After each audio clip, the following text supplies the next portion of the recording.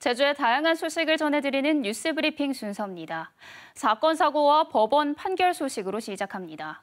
제주 동부경찰서는 어젯밤 10시 반쯤 516도로 마방목지 인근 도로에서 중앙선을 침범해 버스를 들이받은 40대 SUV 운전자를 교통사고 처리 특례법 위반 혐의로 입건했습니다. 경찰 조사 결과 당시 SUV 운전자의 혈중 알코올 농도는 면허 취소 수치로 나타났고 이 사고로 버스 운전자와 탑승객 등 8명이 경상을 입었는데 경찰은 목격자 등을 상대로 정확한 사고 경위를 조사하고 있습니다. 어제 오후 4시쯤 제주시 애월읍 하귀 1리 가문동 포구에 정박해 있던 0.96톤 크기 레저보트에 물이 차고 있다는 신고가 해경에 접수됐습니다. 해경은 크레인을 동원해 침수 중인 레저보트를 인양해 배수 작업을 벌인 뒤 포구에 묶어두었고 기름 유출로 인한 해양 오염은 없는 것으로 파악됐다고 밝혔습니다. 제주지방법원 형사 1단독은 45살 이모 씨에게 마약류 관리법 위반죄를 물어 징역 2년 6개월에 집행유예 4년을, 41살 신모 씨에게 같은 죄로 징역 2년에 집행유예 3년을 각각 선고했습니다. 이들은 지난해 초부터 가을까지 서귀포시 주거지에 천막을 설치해 대마를 재배하고 이달 초 대마를 흡연한 혐의 등으로 재판에 넘겨졌습니다. 제주 지역에서 오늘 보도한 뉴스 가운데 주목할 만한 기사를 소개해드리는 뉴스픽 이어갑니다. 오늘 저희가 살펴본 기사는 제주일보 진유한 기자의 코로나19 검사 권고 실효성 논란입니다. 방역당국이 의사와 약사의 권고로 코로나19 검사를 의무화하는 행정명령을 내린 데 대해 실효성 논란이 일고 있다고 제주일보가 보도했습니다. 제주도는 지난 19일부터 도내 병의원과 약국에서 코로나19 의심 증상을 보이는 사람이 방문하면 48시간 내 검사를 받도록 강력 권고하는 행정명령을 시행 중입니다. 29일 이후에는 의사와 약사 권고에도 검사를 받지 않아 확진 판정을 받은 사람에게 최대 200만 원의 벌금이 부과되고 의심 증상으로 병의원이나 약국을 찾았는데 검사를 권고하지 않은 의사나 약사에게도 200만 원의 벌금이 부과됩니다. 하지만 현장에서는 코로나19 의심 환자의 증상이 매우 다양하고 무증상인 경우도 많아 권고 대상자를 가려내기 쉽지 않고 코로나19 검사 권고 시 이름과 연락처 등 개인정보를 반드시 기재해야 하는 점도 부담이라는 반응입니다. 강원호 제주도 약사회장은 해열제 등 감기약을 사러 왔다가 코로나19 검사 권고를 받고 개인정보를 내줄 사람은 많지 않을 것이라고 지적했는데요. 이에 대해 임태봉 제주도 보건복지여성국장은 의사와 약사에게 전문성을 요청하는 것이지 책임성을 요구하는 것은 아니라는 입장을 밝혔습니다. 코로나19 행정명령에 대한 현장 반응을 전한 제주일보 진유한 기자의 보도를 오늘의 뉴스픽으로 전해드렸습니다. 제주 상공회의소가 오늘 임시의원 총회를 열고 제24대 회장 선거에 단독 출마한 양문석 세계건설 대표를 만장일치로 회장에 추대했습니다. 신임 양문석 회장의 임기는 2024년 4월까지로 3년간 제주상공회의소를 이끌게 됐는데요.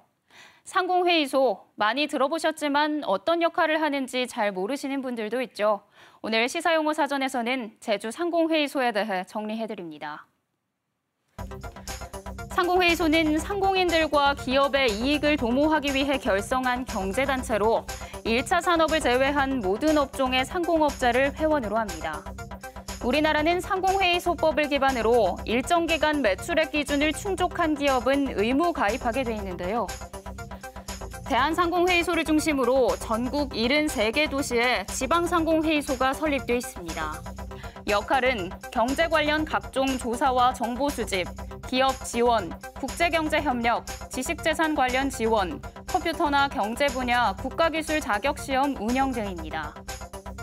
제주상공회의소는 1935년 임의단체인 제주상공회로 처음 시작됐고 이후 1954년 상공회의소법에 따른 법정단체로 제주상공회의소가 출범해 지금에 이르고 있습니다. 제주의 경우 6개월 매출이 25억 원 이상인 기업은 당연 가입해야 하고 25억 미만의 기업인 가입은 자율인데요. 현재 도내 회원 기업이 2,200여 곳에 이르는 도내 최대 경제단체입니다.